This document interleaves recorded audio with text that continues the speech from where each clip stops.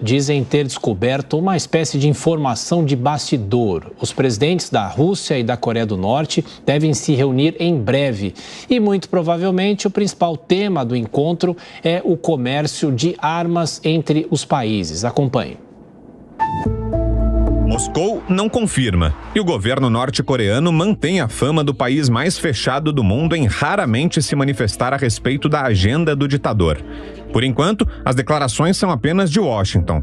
Mas, afinal, por que esse eventual encontro preocupa os americanos e seus aliados? Coreia do Norte e Rússia são aliadas de primeira ordem desde a época da União Soviética. Aliás, a divisão da Península Coreana ao meio, no final da Guerra Civil, em 1953, teve relação direta com a interferência do Exército Vermelho.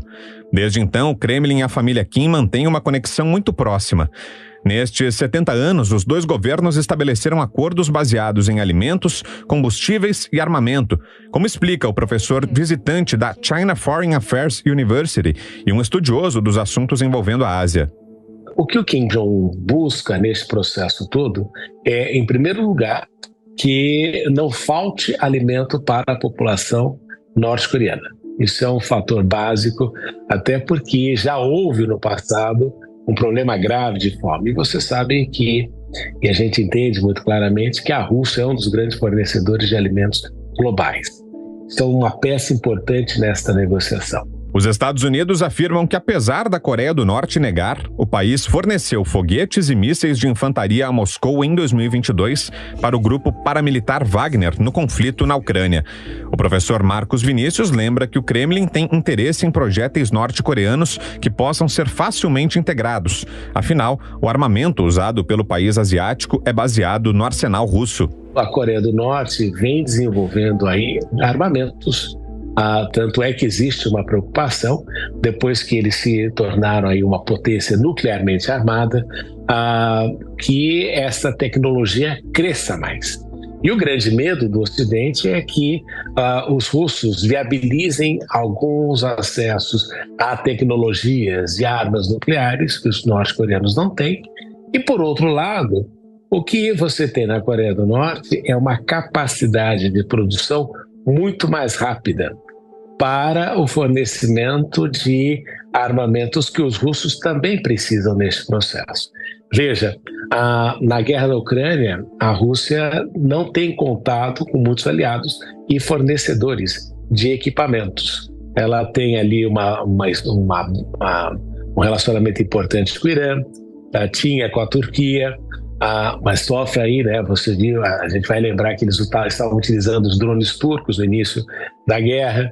Então você tem aí uma necessidade de produção e, em razão desta proximidade, o fato de que os norte-coreanos já sofrem tantas sanções com os norte-americanos que para eles não vai fazer diferença uma sanção a mais ou outra. Observadores internacionais calculam que a Coreia do Norte provavelmente tem as maiores reservas de projéteis de artilharia herdada da era soviética e que esses estoques poderiam ser usados para reabastecer os estoques russos esgotados no conflito da Ucrânia. Vladimir Putin também poderia transferir tecnologias-chave, conhecimento e capacidade de produção para promover a indústria de armas da Coreia do Norte e torná-la mais sustentável, acrescenta o professor Marcos Vinícius.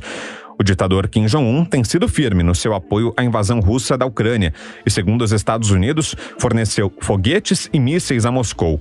Putin elogiou o apoio constante de Pyongyang às operações militares especiais contra a Ucrânia em julho.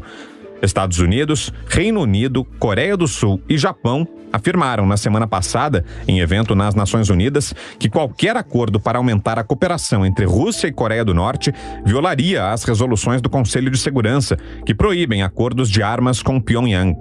A gente pode dizer aí que pega mal para a Rússia utilizar o veto nessa situação, mas você já teve também outras particularidades de negociações com os Estados Unidos que, de alguma forma, criaram até este processo de relativa deslegitimação do próprio Conselho de Segurança. A razão porque muitos países aí, nomeadamente os 4 principais, que são os que querem fazer parte do assento, ter um assento permanente, que são Brasil, Índia, Alemanha e Japão, justamente pelo fato das inconsistências e incoerências dos membros do Conselho de Segurança, dos membros permanentes do Conselho de Segurança na sua ação internacional.